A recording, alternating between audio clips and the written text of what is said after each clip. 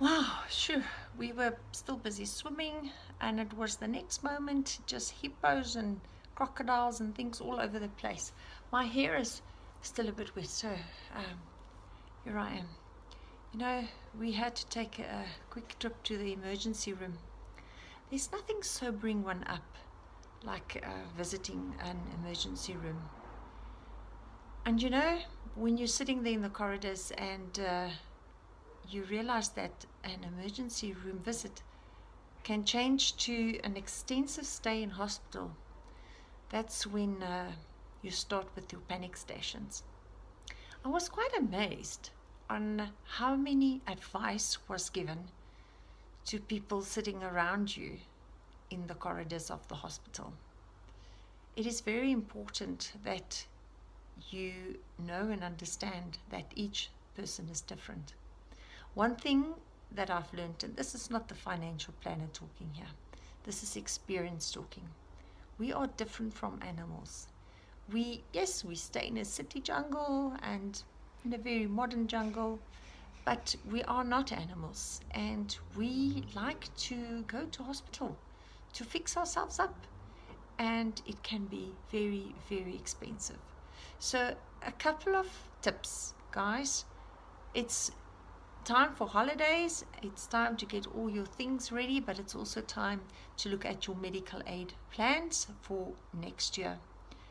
I want you to understand that it is imperative that you get a good financial planner or a medical aid broker, financial broker that work with medical aids to help you to understand what is the difference between a medical aid, a medical plan, some other medical investments. A lot of people have only savings money that they use for medical emergencies. What can you do with gap cover?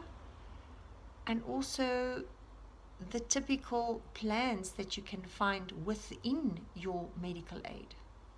You should also ask them, what is the difference between your risk benefit and your savings benefit?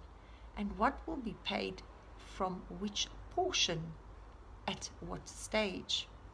You should also ask them, all these cashbacks and kickbacks and money back, do I pay an extra premium for that? It is very important to have a look at that. You know, when you have to stay in the hospital and you have to go and visit a family member or a friend, and you start listening to the family telling you how the medical bills are just streaming in and how they're starting to panic, it is always best to know that you have somebody that's got your back.